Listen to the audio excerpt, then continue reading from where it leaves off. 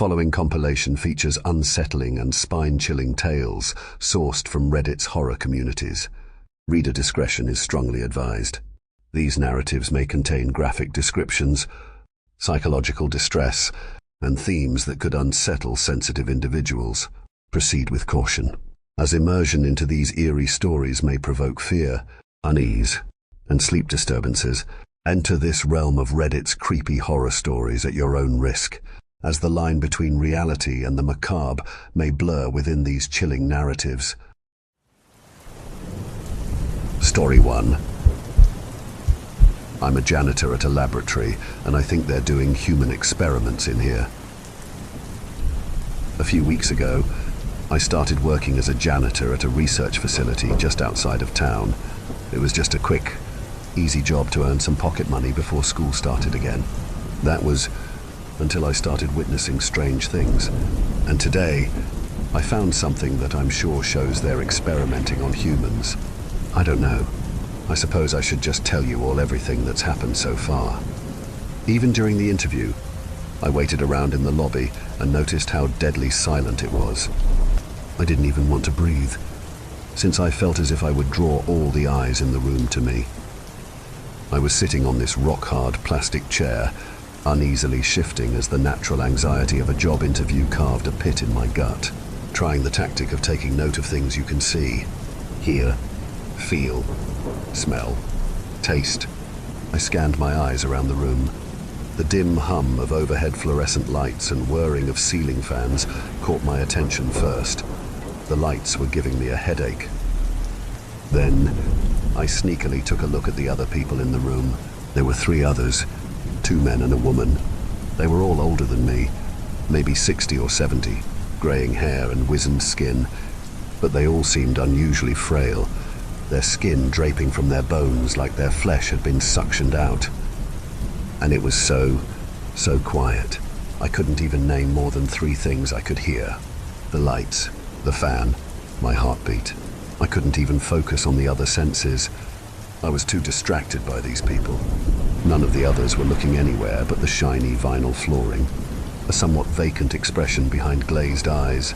They were sat multiple seats apart, but all united with the exact same expression of resignation, sadness. I'm not really sure, but it made me feel unsettled, like they knew something I didn't.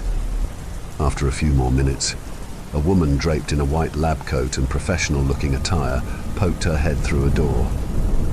"June Collins," she called out, glancing up from a clipboard, her eyes searching the room until she eventually noticed the old woman standing up. She smiled warmly towards her and led the hobbling woman through the door. The 2 men didn't look up. It took another 20 minutes or so for anything else to happen.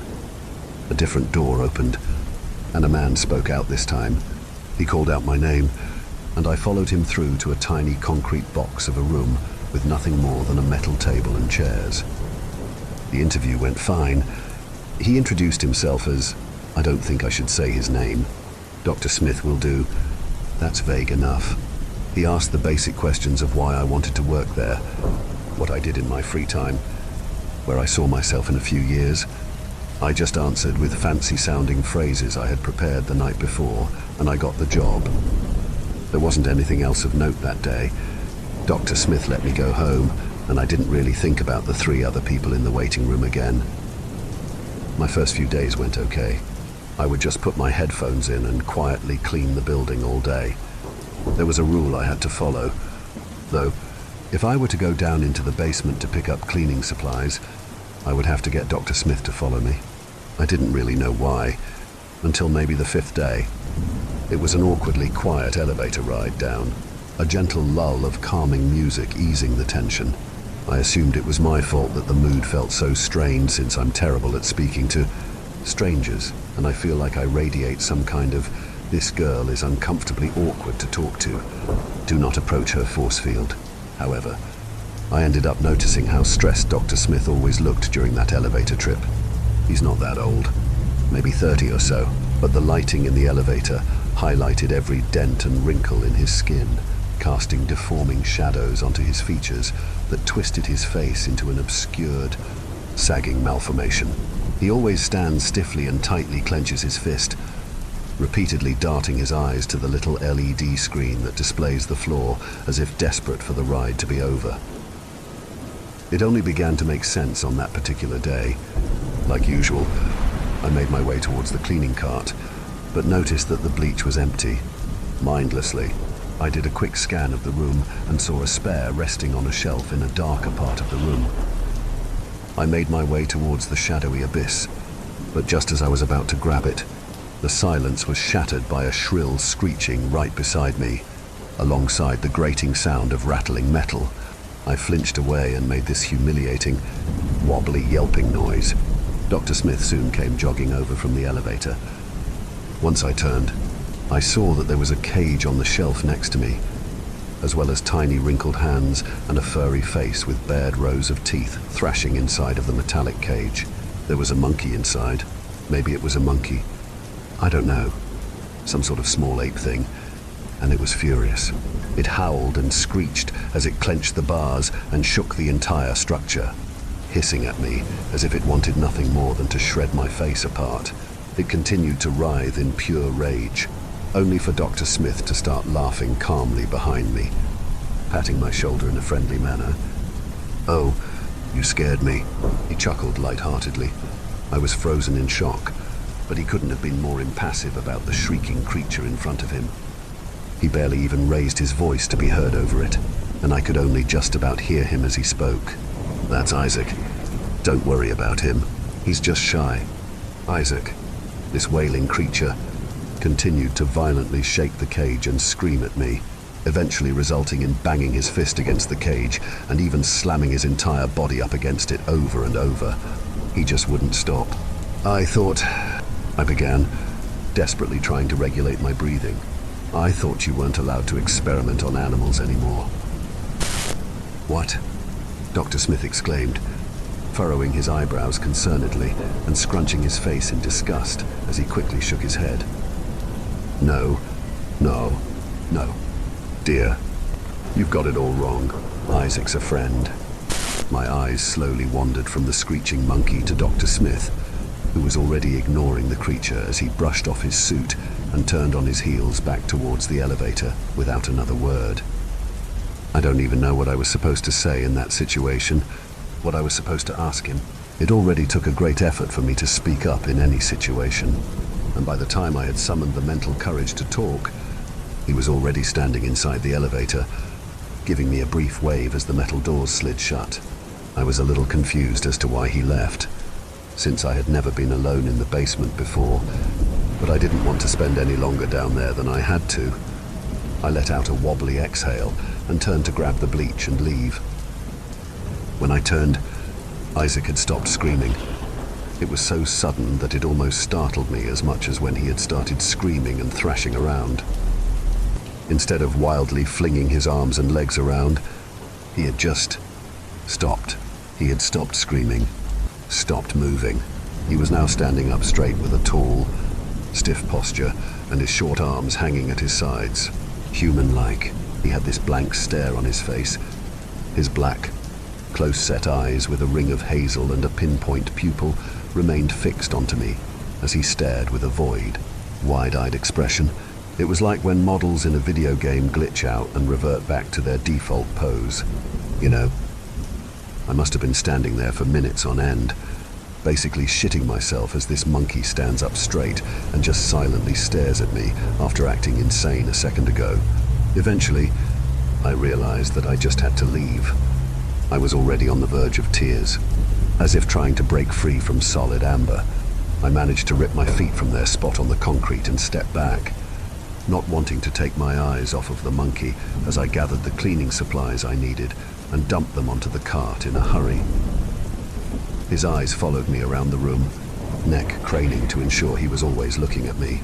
Once I had everything I needed, I stumbled backwards towards the elevator so that I didn't have my back on him, aimlessly patting the wall behind me until I managed to open the elevator and stumbled into it, repeatedly slamming the close button as the sight was blocked by the doors.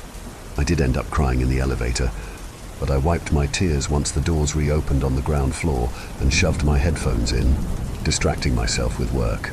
The monkey couldn't have been the reason I wasn't allowed in the basement alone. Surely, since Dr. Smith had just left me alone with it. I don't know. I feel like I'm losing my mind. You might not understand why seeing some creepy monkey warrants human experiments.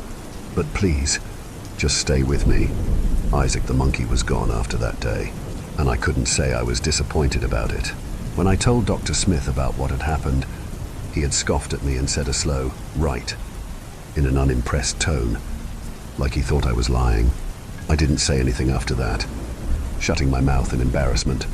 I just thought that it was one of those creepily self-aware monkeys, the ones you see online that do things like write or put on clothes. Maybe it was playing a prank on me, trying to scare me on purpose. I don't know. The next incident was 3 days later. It happened on the 3rd floor, where I had to wear protective gear like face masks and gloves, since they handled infectious diseases on that floor. I had placed some wet floor signs in an empty hallway and was mopping the ground, even though it was perfectly clean. I was just bored while listening to music. A couple moments later, I heard this metallic groaning noise from inside a nearby room, like a rusty iron door being pulled open.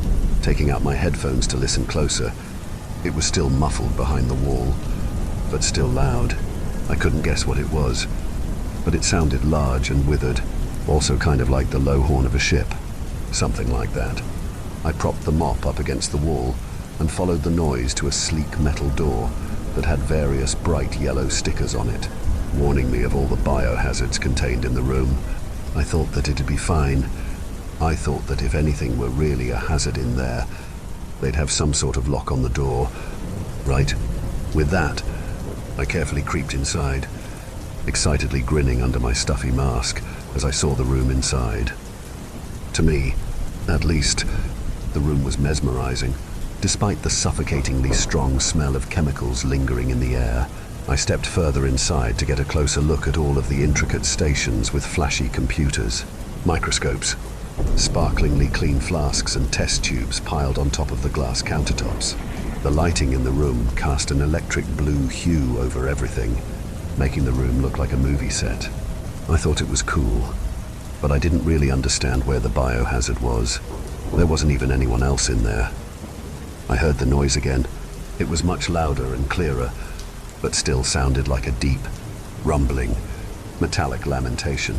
I pinpointed it to the left of me, so I weaved through the rows of modernistic workstations and reached what looked like a garbage chute, a square iron hatch that seemed to lift up with a handle on the bottom. I assumed that this was where the hazard was, since the hatch was also drowned in red and yellow warning stickers. One peek wouldn't hurt. Checking either side of me to ensure that nobody was watching, I gently lifted the hatch open.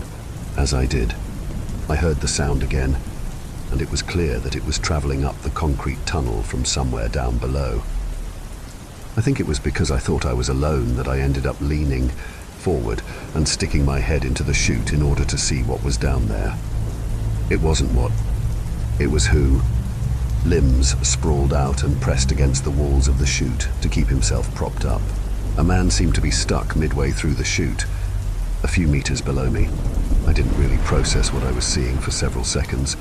I just stared at the back of this man's head as he looked down the chute. I could tell he was old, with thinning white hair and a spotty head underneath.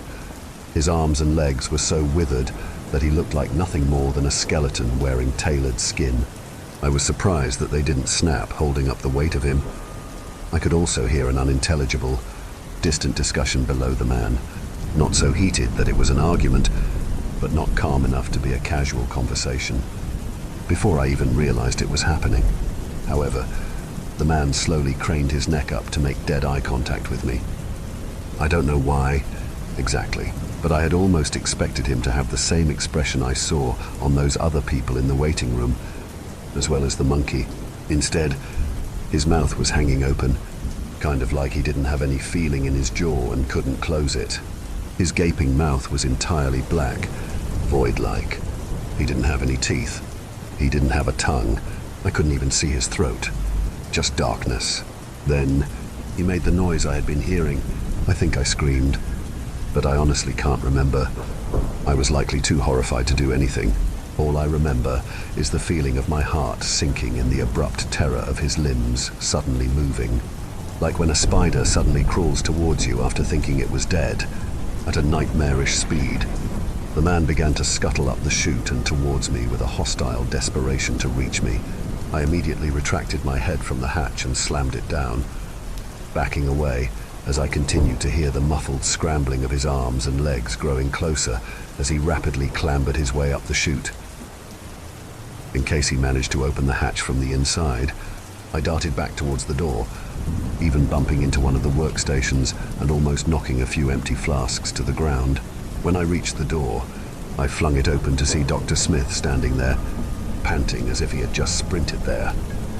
"What on earth were you thinking?" he demanded. I didn't realize it then, but I'm now wondering how he even knew what had happened. It had been seconds since I took my head out of the chute, and there he was. What was that? I trembled. My limbs felt cold and numb, like my blood had been replaced with icy adrenaline. Frantically, I kept checking behind me to the hatch, fully expecting the man to crawl out of it and bound towards me. "Look, it's..." Dr. Smith stopped himself and exhaled, pinching the bridge of his nose out of stress. "We try to keep dangerous patients below ground, so as not to scare employees like you. That's all." "Dangerous patients?" I repeated, utterly lost. "Rabies," he hurriedly stated, as if that was supposed to clear up all of my questions. He must have noticed the blank, baffled look on my face, so continued. "We're working on developing better treatment for the disease, so hospitals send rabies patients to us for examination and observation.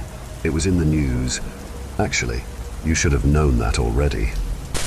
"That guy had rabies?" Dr. Smith nodded, but refused to meet my eye. He kept looking everywhere but at me, over his shoulder, behind me. He seemed to be stifling his nerves, which didn't help me feel any better about the situation. I think he was worried that someone would see us or was hasty to leave the conversation. But I'm not entirely sure. He chewed through his restraints and was trying to escape, I imagine. But try not to worry. They're kept downstairs for a reason. It's safe up here, I promise. I don't think I managed to hide the growing anxiety on my face, but it didn't matter anyway since Dr. Smith wasn't even looking anywhere near me. It's safe to say that I don't believe him now after the most recent incident, but at the time, it made sense to me. Plus, we have a tendency as human beings to blindly trust authority. As some teenage janitor, who was I to question the man in the white coat with a PhD? I didn't know any better, so I assumed that he was telling the truth, and I avoided that flaw from then on. I didn't speak when I went home that night. My parents asked me how my day was, and I simply walked straight past them and into my bedroom, locking my door and not leaving until the morning for work. I skipped dinner and breakfast. I didn't even leave to use the bathroom or brush my teeth. Even though I only thought he was a rabies patient that had been sent in for treatment, something about him disturbed me to my core. I laid awake that night with his face burnt into my mind like a scolding hot iron, the sound of him scuttling up the chute haunting me. Finally, we reached today. I had somewhat recovered from the event after a week or so, but I still refused to go back to that floor. Pushing the thought out of my mind seemed to work, so my life carried on. Honestly, I never even told anyone about it until now, since Dr. Smith had somehow convinced me that there was nothing to tell, that it was a well-known fact they treated rabies patients. I almost felt like I was in trouble for what I saw, so I kept it quiet, like I was keeping my own secret instead of his. Anyway, earlier today I was in the women's bathroom on the 6th floor, kneeling underneath a sink and scrubbing the porcelain, rethinking all my life choices that led me to that point. I had music blasting in my ears and was quietly humming along, until I heard the door quietly creaking, like someone was trying to sneak in. I flinched slightly, feeling embarrassed that I had been caught humming, and whipped my head around to see who was coming in. I assumed that they didn't want to interrupt me, or something, so I paused before nervously calling out, "You can come in, I'm just cleaning." There was no answer, but the door was open a crack, as if someone were cautiously waiting outside. I'll leave. I'm sorry," I said, guessing that whoever was waiting was uncomfortable using one of the stalls whilst I was in there. With that, I quickly gathered all of the cleaning supplies around me onto the cart and brushed myself off as I stood up. When I turned to head towards the door, I stopped in my tracks, frozen with the sudden shock of what I was seeing. That fucking monkey. There it was, standing upright, no taller than a foot or so. It might not have been Isaac. I wouldn't have been able to tell from appearance alone, but the way it stood there was directly reminiscent of when it was in the cage the other day. Now, however, it was blocking the door, just stood there motionlessly, staring at me with such human vacancy in its eyes. I felt an acute sense of vulnerability as the creature glared at me with wide pupils. I don't know what it was thinking. I don't even know if monkeys do think. I was completely paralyzed, other than the violently shaking in my hands. The room felt hot and cramped, painfully contrasting with the ice-cold blood rushing through my veins. I had heard the stories of monkeys or chimpanzees or whatever brutally mauling people, and images of the creature clawing away at my face flashed in my mind as I stared back. My chest tightened as if my ribcage was closing in on my lungs, just like the jaws of the claw clip tangled up in my hair. It only moved its mouth. It was so gradual and achingly slow that I didn't even notice it was opening until it was already slightly ajar, wider and wider. So unbearably slow, until eventually its jaw was gaping. It was black, no teeth, no tongue, no throat. A pitch-black hole like its mouth was yet another pupil. I was already crying, already on the brink of throwing up. I thought that I was about to pass out. Looking back, it was only a tiny thing, and I probably could have kicked it away if it had come any closer. But in the moment, I was beyond petrified. It didn't come any closer, though it remained wide-eyed, mouth immensely agape and completely static for a moment longer, until it suddenly dropped down onto all fours. I let out a brief scream and stumbled backwards, since I thought it was going to come bounding towards me. But it instead made some sort of chirping noise and started biting at something on its fingers. It then climbed up onto one of the bathroom stalls, tail hanging and head curiously looking around the room, blinking and breathing. Normal. I didn't let myself stay in that room for any longer. I rushed towards the door as it perched on the stall and paid no attention to me at all, simply acting how you'd expect any monkey to act. Once I was outside, I slammed the door shut and scrambled for the keys in my pocket, shakily locking the bathroom shut. I needed to go find Dr. Smith and tell him that the monkey had escaped. So I made a beeline for his office, which was luckily already on that floor. The wooden door, a harsh juxtaposition to the rest of the soulless industrial structure, was shut. So I hurriedly knocked. Nothing. I knocked again, clearly conveying my urgency in the franticness of the banging. Still, nothing. I wasn't in my right mind. I was convinced that he must be in there and that I needed help. I don't know. I think the fact the entire floor was empty and devoid of life was stressing me out even more. I let out an exasperated exhale and decided to use the master key I had been given to get inside. I had been warned against using the key for unauthorized areas, such as the offices, but I wasn't thinking about that then. I think I was having some sort of panic attack. It was the most awful thing I've ever experienced. I genuinely thought I was about to go into cardiac arrest and drop dead. The key, to my surprise, slotted into the lock with a satisfying click, and I was able to open up the door to Dr. Smith's office. It was messy, like he wasn't expecting anyone but himself to see it. An ocean of papers and files completely covered his desk, as well as 3 old coffee mugs lying around discarded. The empty swivel chair was sticking out at an angle as if he had left in a hurry, and I noticed that one of the filing cabinets behind the desk was hanging wide open, a padlock dangling off the handle. The more I looked, the more apparent it came that he had rushed out.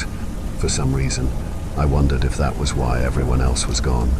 The thought that they all knew about something I didn't only further sharpened my unstinting anxiety. The open filing cabinet caught my eye most, especially the padlock that had been recently unlocked. I had to, didn't I? You can't tell me you wouldn't do the same if you were me. I know I shouldn't have, but I approached it as if it were going to attack me too, peering inside to see nothing but a singular piece of paper lying flat at the bottom. I reached inside and flipped it over.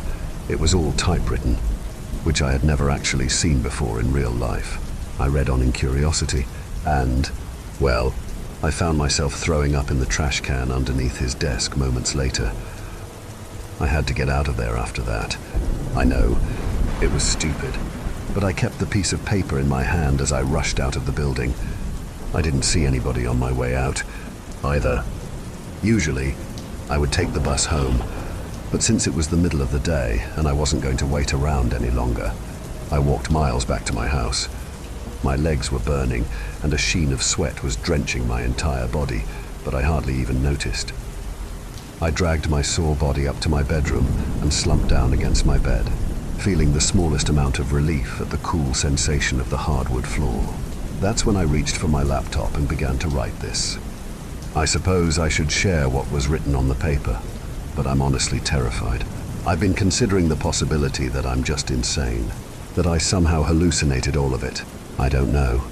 I don't even know if this is saying what I think it's saying. If I'm about to get sued for sharing this.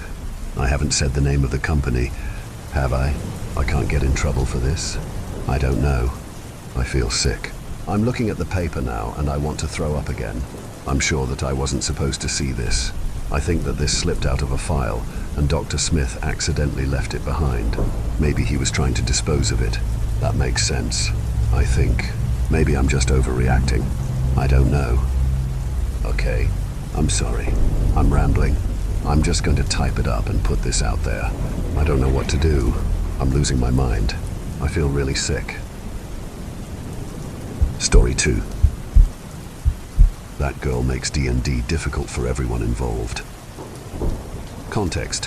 Friend of mine wanted to get into DMing, so she offers to run a one-shot. Being new to the system and to being a DM in general, not too many people show interest, so myself and my GF both decide to join for a grand total of 4 players. The setting is a dino-themed island that's basically like Pokemon, where everyone has a dinosaur companion to help them do things. Stuff like a police force that rides on pterosaurs, yes. I'm aware they're not technically dinosaurs. Shut up. To farmers that have triceratops to pull their plows. That sort of thing. DM asks for humans only. But I ask about playing a Warforged. She actually has an in-world explanation for how Warforged would be in the world. So she approves the idea. She also has her own ideas on how magic works in the world, as it's not inherent, so nobody starts the game with spells. She also has each of us pick a dinosaur to have as a companion of sorts that will get introduced later in the story. Enter that girl and new guy. I'm playing a Warforged artificer. That girl, Warlock. New guy, Rogue, and GF, Ranger, all meet up in Discord with the DM, and we're off. The session starts on a ship. Due to myself and GF's backstories, only that girl and new guy are present at the time. They're essentially mid-Victorian era humans on a cruise when a storm begins to brew. New guy looks around for one of the deckhands to ask what's going on and where the location of the life rafts are if need be. Pretty sensible. That girl, who had never met this character before, suddenly appears next to him and starts berating the guy for asking about the lifeboats, because it would send people in a panic. New guy is naturally confused, because there's a fucking storm brewing, and people were probably already panicking regardless if he mentioned lifeboats or not. That girl cuts him off both in and out of character, literally going, I put my hand in his face and make him stop talking, to continue chewing him out for no reason. New guy literally cannot get a word in as that girl is harping on and on about think of the people. You can't say those things. This goes on for 15 actual minutes. Eventually the DM must have got tired of hearing this one-sided nonsense, so she just has the storm capsize the boat and the 2 players are lost at sea. DM describes the water as cold and dark, starts to describe what they feel in response before that girl immediately pipes up with, I cast light. Chapter 1. Light requires verbal components, and you're underwater. You can't speak. 2. Magic isn't inherent to you, so you don't have access to it yet. The DM has them both wash up on the shore and awaken about an hour later. She then describes the beach and the things they can see. There's a jungle that's further in, and a strange green object lying on the beach. My character is green, so naturally I start looking over my sheet, getting my voice modifier ready, doing all the prep work for introduction. DM describes the two of them finding a pair of glowing stones, crystals, that emit some strange type of energy. DM also goes into painstaking detail that the green object reacts to the stones whenever they get brought close. New guy tries to get his bearings, and that girl starts arguing with him about his plan, and that they should obviously try to look for civilization, which he was already planning on doing. But in order for that to happen, you kinda have to already have an idea of where you are. Cue another. 15 minutes of actual time spent ranting. All the time, the two of them are walking past the green object over and over again. DM eventually just describes that they get close enough to object for it to animate slightly, and asks me to introduce myself. Immediately grab stone from one of them, pry open the top of my head, and insert it to fully power on after 45 whole minutes of IRL time. Player 3 enters the game. Since I essentially wanted to make a robot with all kinds of integrated gadgets, I rolled up an armorer artificer that was true neutral, since his entire gimmick was essentially going to be that he was super agreeable to pretty much anything that wasn't obviously self-destructive or outright evil. I described myself powering up and looking over the other two, getting introductions all around. Finally, we might actually make some headway. They ask me if I know anything about the weird crystals. I confirm my knowledge with the DM before letting them know that they're essentially power sources that were used in my character's home. DM essentially told me that I was an Atlantean strider, and Atlantis was an advanced civilization before it sunk, and produced a bunch of crystals like the ones we were using. Actually, pretty cool concept. New girl had cut her leg at some point during the storm, so my character heals her up, and explains that the crystals can exhibit strange powers when wielded by various creatures, which only made them more rare. DM confirmed they were essentially focuses that enabled spellcasting. DM describes sounds coming from the jungle, and that girl starts vocally debating whether we should go in or not. Before this can turn into another 15-minute rant, I say my character immediately starts walking into the jungle to find the noise. A new guy decides to follow. That girl follows along, and the DM describes a large shadow in the distance. I try to walk closer. The DM describes the shadow moving away. This goes on for a few seconds or so before I just decide to cast light, illuminating the area around me and revealing a T-Rex. That girl immediately freaks. New guy is intrigued, and I'm basically the only one that noticed a woman was riding it in a saddle. The woman introduces herself and tells us that it's usually rare for people to wash up on the shores, but not entirely unheard of. Decides to lead us to her caravan heading into the main city. That girl is immediately firing off questions, not even letting her get a word in before asking a new one. This goes on for some time before we eventually get led to a surplus wagon with spare equipment we can use. We fall into the caravan and finally GF gets to introduce her character as she rides up to meet us. After an hour and a half of IRL time.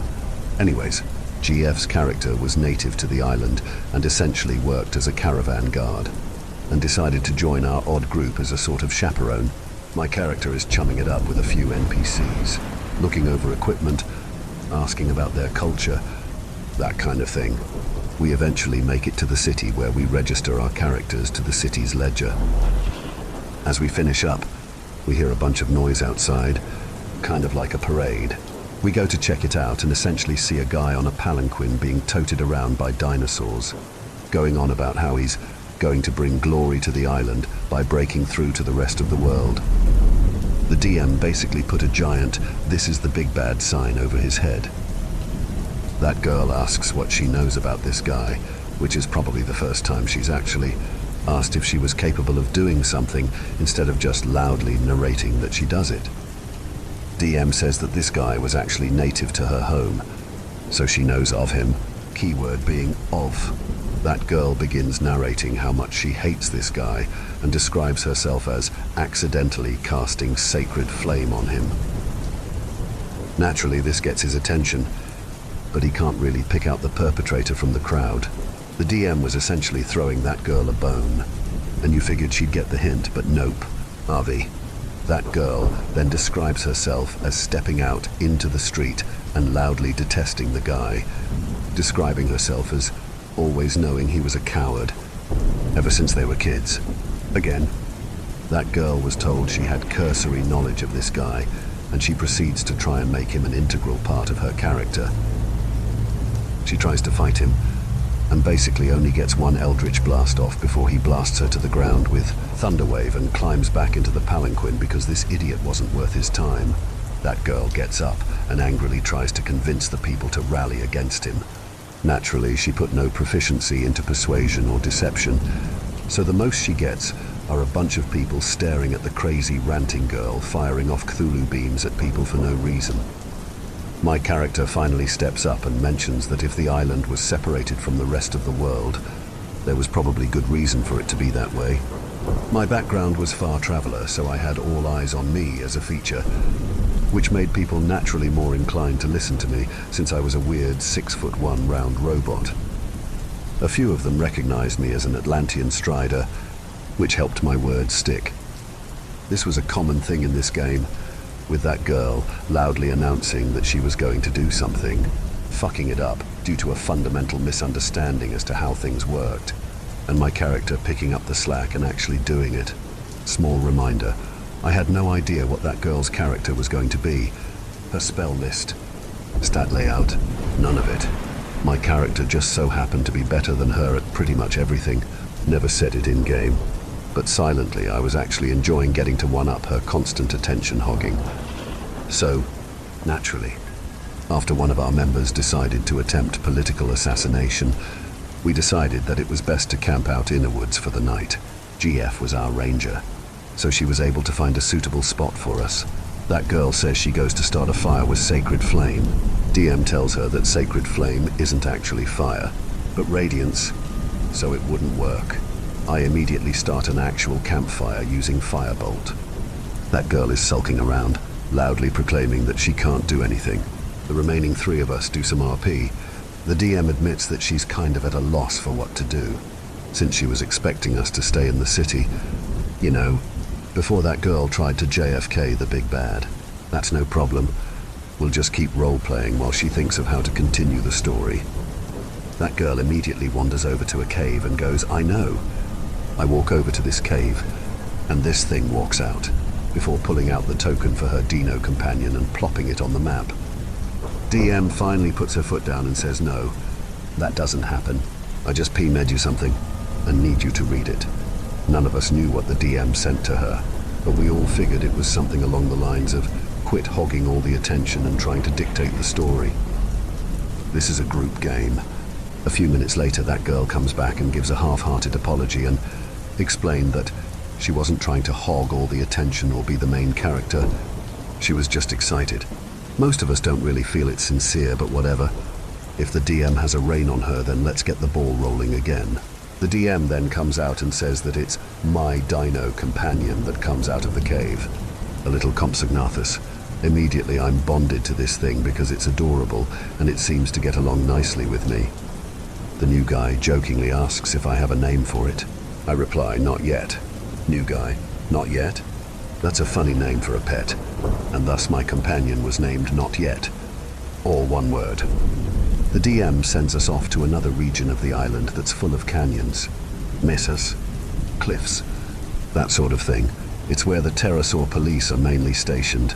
Coincidentally, that girl's companion was also a pterosaur. We're walking along one of the cliffs when new guy mentions how far of a drop it is. He asks me if I know how far it actually goes down. I make an estimate of about 600 feet or so. It was actually closer to 700, but still. And he jokingly tells me I should jump down to make sure. I yeet myself over the edge. That girl immediately tries to say, I stop him before he jumps. Can we go back in time? That didn't really happen. Did it? Girl, I weigh like 220 pounds of green steel, and you weigh like 110 soaking wet, with a negative STR modifier to boot. If you try to stop me, you're going over too. I let the party freak out for a few more seconds before I cast slow fall and describe myself as activating tiny propulsion systems to slow my descent.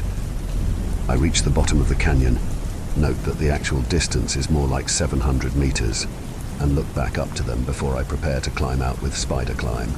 Before I do, the DM basically has the pterosaur police show up because they just watched a guy yeet himself into the canyon and wanted to make sure he was okay.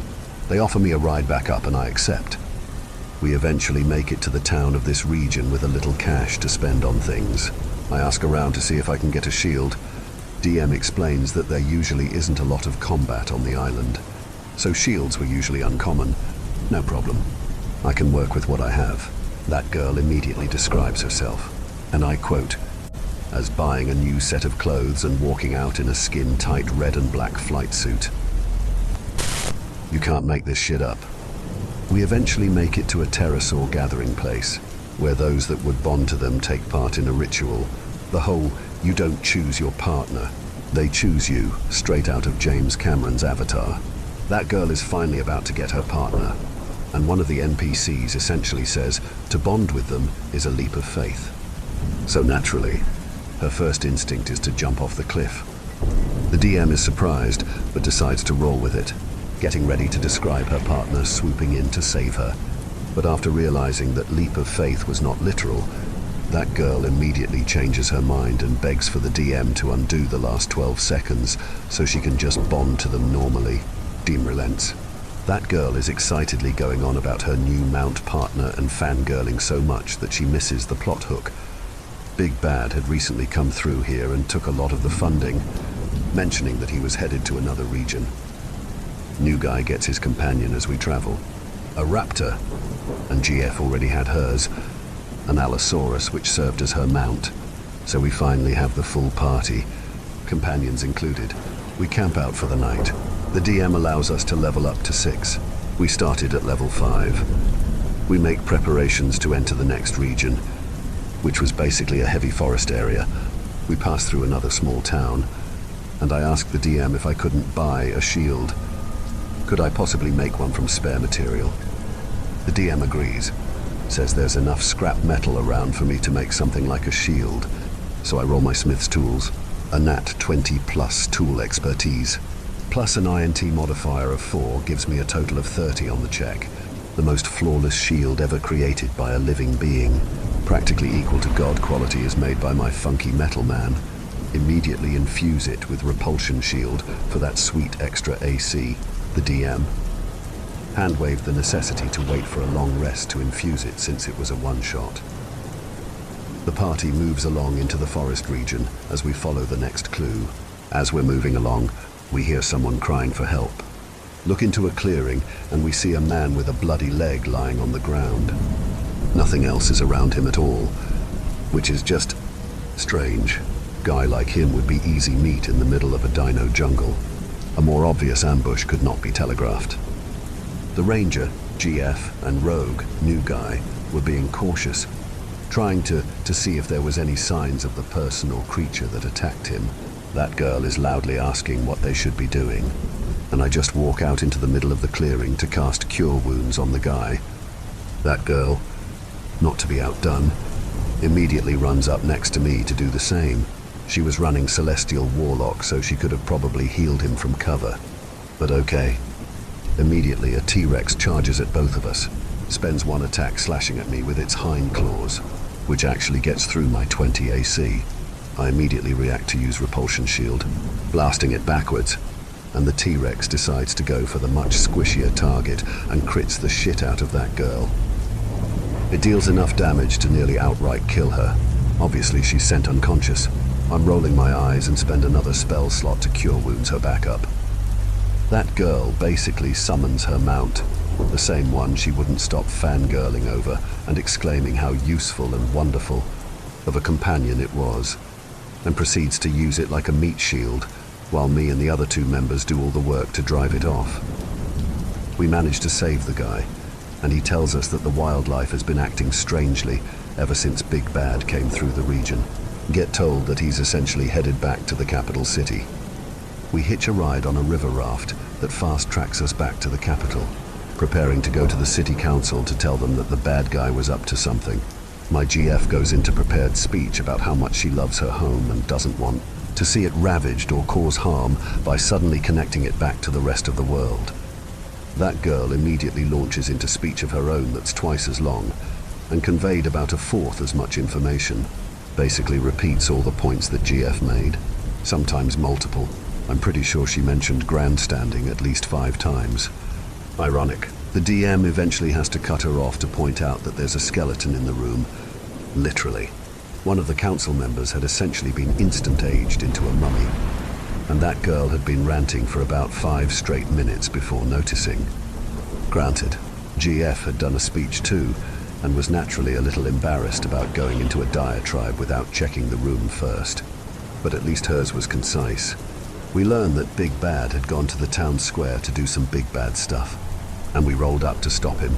Fight begins, and that girl immediately hops on her mount, flying around and blasting him from the air. I'm up front, tanking for my little companion. GF and New Guy are off to the sides picking at the minions, 3 T-Rexes that he had with him. That girl is essentially taunting Big Bad that he can't hit her from up here, flying back and forth the whole time. The Big Bad is sick of her shit and casts Earthbind. That girl goes from smarmy asshole to shitting her pants in about 2 seconds. Everyone else is stuck with a T-Rex, except me, because I managed to kill the one I was fighting, but was too far away to help. Big Bad starts blasting her and her mount, while she's desperately trying to find some way to cast more spells, use more actions, anything. She deadass asks at one point, if I sacrifice all my movement and bonus actions, can I take another action? Never in my life have I wanted to play fighter more than in that moment. I eventually make my way over and start blasting with Firebolt. Big Bad takes notice and flings attacks my way. I avoid most of them, but one of them hits my partner. Up until this point, my character's signature catchphrase had been, okay, to basically anything.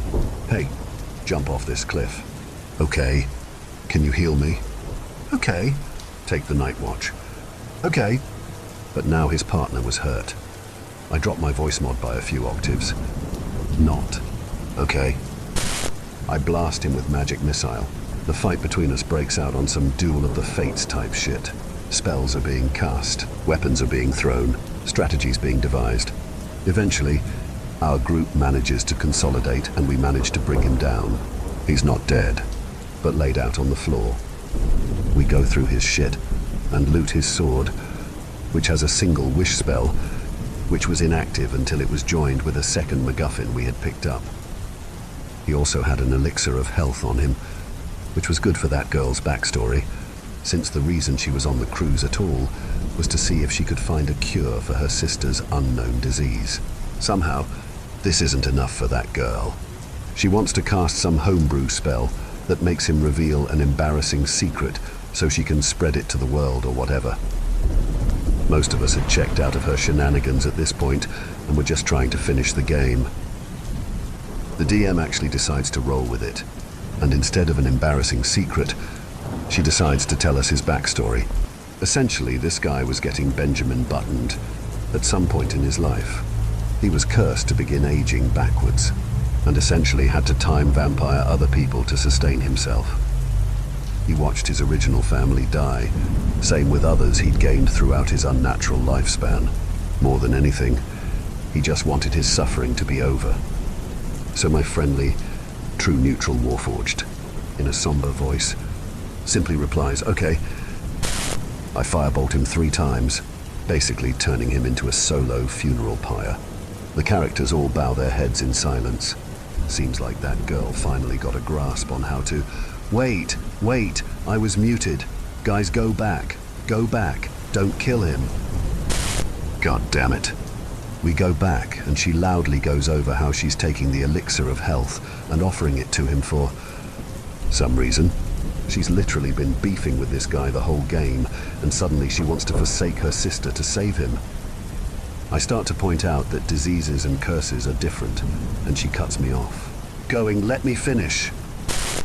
I think long and hard about whether I should be an asshole and just letting her waste it on him. But against my better judgment, I decide, once again, to tell her that using it on him would be a waste, since a curse is not the same thing as a disease. Eventually, we combine the sword and the MacGuffin to cast wish and open a portal for that girl and new guy to go home. She offers a letter to GF and narrates that GF opens and reads it. GF has none of that and says she doesn't read it, and haphazardly waves her off through the portal. The DM has a short epilogue where that girl travels back with her now cured sister. That girl starts to go on to another speech about how amazing this place was and how she was such wonderful friends with us. I cut her off, simply saying I barely know you, and I like GF's character better. The session ends, and we talk about the highs and lows. We tell DM our honest opinion about her style, essentially saying that for a one-shot especially, don't be afraid to nudge your players, because sometimes it's hard to pick a direction and go. We tell that girl, gently, that she needs to realize this is a team game, and that she's not the main character. Insert sputtering about, well, my friend is a DM and I hang out with him often, and I guess since I couldn't really pick a direction. Yeah, she used my exact words here, which came damn close to setting me off since she was clearly pulling this explanation out her ass. I just kind of tried to control the story so we could move again. I very firmly tell her that controlling the story isn't her job, and to leave that to the DM. A few weeks later, in another group chat, I vented about the session, and everyone confirmed that she single-handedly was the biggest problem with that game in particular. I learned from other friends that this isn't her first time pulling this shit either. All of us silently agreed to not invite her back. Story 3. I joined a health program that allows you to eat all you want. My mom keeps a scrapbook of photos holding several memories. Every photo that I was in followed the same pattern, at least until I turned 22. In these memories, I would be in the backyard running around with Trevor with my shirt off. Trevor is our family pit bull. Thank you very much. My body devoid of fat or muscles would expose the outline of my ribs. My arms would dangle by my hips, and my grin in need of braces would present no charm. All the way up till my third semester at community college, I thought I would have this exact physique until I died. Christ, do I now wish I could have still lived out that past insecurity. My usual school appetite of zero sugar Gatorade and a side of apple slices had ceased a bit.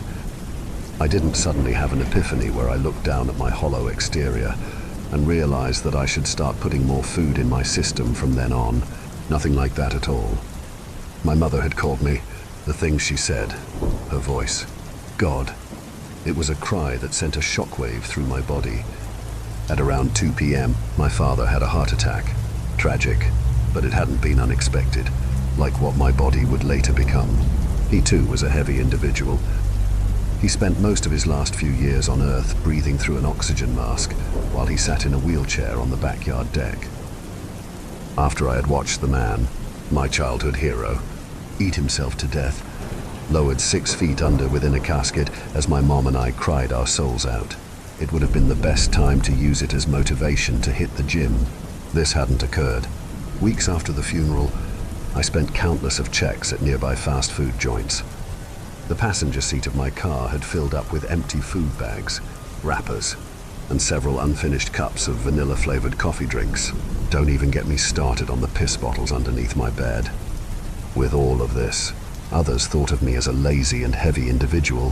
What killed me was that they were right. I wouldn't stand in front of the mirror and look at my body and feel proud. I just couldn't. After I clocked out from one of my shifts during the late afternoon, I had passed a local burger joint on my way home. For once, a spark of willpower had shined deep within me. I drove past the location and had congratulated myself when I pulled up to my childhood home. That hadn't lasted long. When night came, I drove back to the place and feasted down on 2 double-doubles with a side of chili cheese fries. It embarrasses me to admit it, but I spent the next 2 minutes sobbing alone in my car as I finished the second burger. Humiliation over my weight hurt like fire. Unfortunately, comfort food didn't seem to hurt until it went down my throat. A few days later, I had received an ad on my laptop about a health program. I had been scratching Trevor's belly as I spent my time browsing random YouTube videos. That was when it popped on the right side of the screen. It had been a website that involved a program that specialized in healthier lifestyles. Yet, the company presented a routine where you could eat all you want. You wouldn't have to cut out all of the good, unhealthy stuff from your diet. You didn't even have to work out. As much as I would love to say that my future downfall would be for not reading the entire agreement of the website, that had not been the reason. Aside from the no diet or exercise for weight loss, I hadn't noticed any red flags regarding the program. I typed out my information on the contact form below and didn't hear anything for 2 days. That's when I got the call. A woman with a friendly voice had spoken on the other end. She set up a time and a date for when I could stop by the location. May 7th. When I arrived at the building, I noticed that the parking lot had been entirely filled up. I ended up parking at a local hiking trail on the other side of the street. When I made my way towards the location, a 3-story bricked building surrounded by spruce tress. I took note of the vehicles. While some of them appeared okay when it came to cleanliness, others had not. They were covered in thick coats of dust, along with the several dried and white droppings of bird shit. When I entered the building, I filled out a form at the front desk, and a male worker in scrubs wrote me a room number, 213. I found the room after going up to the 2nd floor. I'm surprised I hadn't taken note of how isolated the place felt. There was also a loud flushing sound from beyond the walls. It was the kind of noise you'd hear behind the door of a public restroom when you walked by. I found the room and waited inside. The pictures on the walls made me turn away and gag as soon as I realized what they were. There were several photographs of hands holding the removed and gold-like fat from patients. For some, it may have been motivating. For me, I was ready to lose my lunch. It hadn't been long until a thin woman with dyed blue hair entered the room and smiled. We talked for a bit about my weight, what was in my usual diet, and if I had always been this particular weight. She then took a file off a nearby table and pulled out a trio of photos. The first image showed a brown and box-like metallic belt. There were a pair of large and white tubes sticking out from both sides, and in the middle was what looked like a clear and round glass casing. The second photo had been of an obese man standing behind a brown backdrop, presumably around 300 pounds. If I didn't stop eating what I ate, I might have ended up looking like him. The third and final photo had been the same man. This time, he had slimmed down and was even putting on muscle. The female worker smiled and told me that the man hadn't worked out or changed his diet at all. What shocked me even more was when she told me that his eating habits had become worse, and yet he still had what I considered the ideal male physique. The woman told me the machine was a device that helped suppress the weight of the patients in the facility. I didn't have to hear anything else. It was unintelligent of me to not ask any other questions. Yet that fantasy, my old body, maybe even one that was better than before, it sounded wonderful. The worker opened the door, and we went down the hall and into a room through a pair of yellow and metallic doors. There was a chair and a metal table off to the right. There, the device sat. I also took notice of a brown door connected to the room. It didn't matter then. All I wanted was the damn weight to go away. The woman asked for me to remove my shirt, and she sat me down in the chair and began to set up the device. She hooked up the belt from the machine around my waist. I closed my eyes and began to cry a little. This had to work. Earlier, I had thought about stopping my vehicle and go back home and forget the entire program. For all I knew, they could have just been a group of scammers that wanted to harvest my organs. No, I needed this. This fantasy had to become true. If I opened my eyes a little quicker, I would have noticed the woman pointing a syringe towards my neck. I had woken up in a dazed state. The lights had been on in the large room, and yet my surroundings weren't the first thing I noticed. The aroma stung my nostrils. It was like I had been thrown into a non-working trash compactor. No crushing at all, only the smell of waste. I retched so hard that I felt a migraine coming along. That's when I saw the other patients. From all around, there were several men and women, all of different ages. They were strapped down in metallic chairs. They too had been wearing the same contraption I had around my waist. Their weight had grown far beyond from what a living person could take. Incisions had been made just above their hips, and those tubes from the machines had been forced within the cuts. A fluid of yellow, red, and brown was being sucked out of their bodies and disposed from within the belt-like machine, then down holes embedded in the ground in front of their seats. There had also been metal buckets placed below their exposed buttocks. That's when I realized the smell had not been garbage and waste, but excrement. Some of patients' bodies hadn't been heavy at all. Loose skin from their faces and limbs hung below the chairs, and it continued on a bit before stopping at their shoes.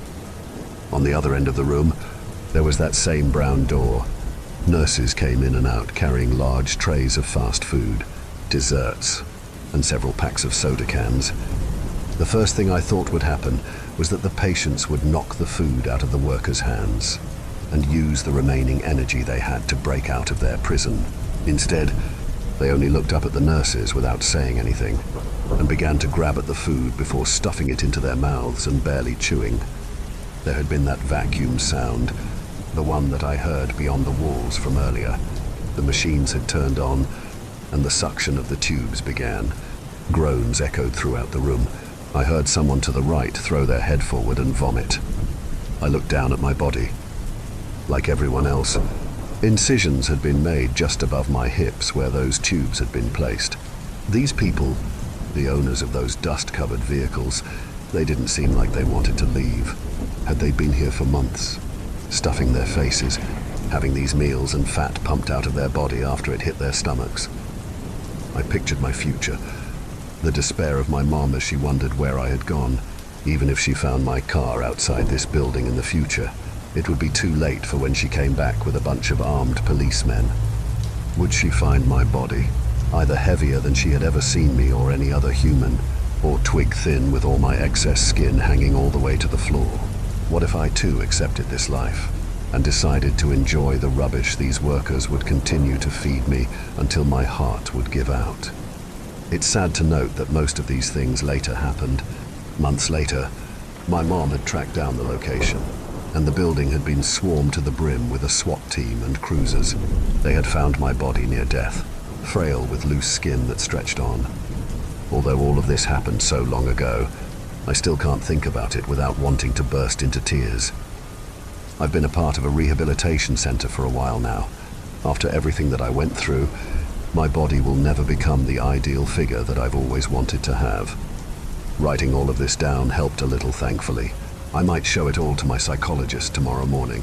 If I did indeed present it to them, I'll probably post this online as well. If anyone on Reddit or Facebook is reading this right now, I hope that you can all look past the grotesque aspect of my life story.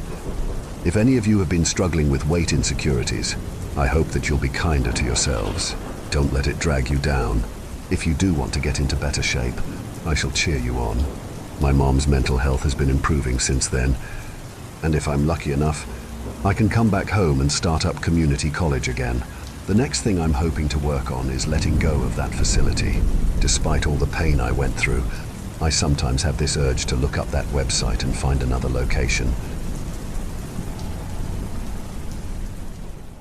Thank you for venturing into the darkness with us. If you dare to explore further, be sure to subscribe to our channel for more spine-tingling tales of horror and the supernatural. Remember, the shadows hold endless mysteries, waiting to be unveiled. Stay tuned for more bone-chilling stories as we continue to traverse the eerie depths of the unknown together. Until next time, may your dreams be free from the haunting echoes of our tales. Or perhaps not.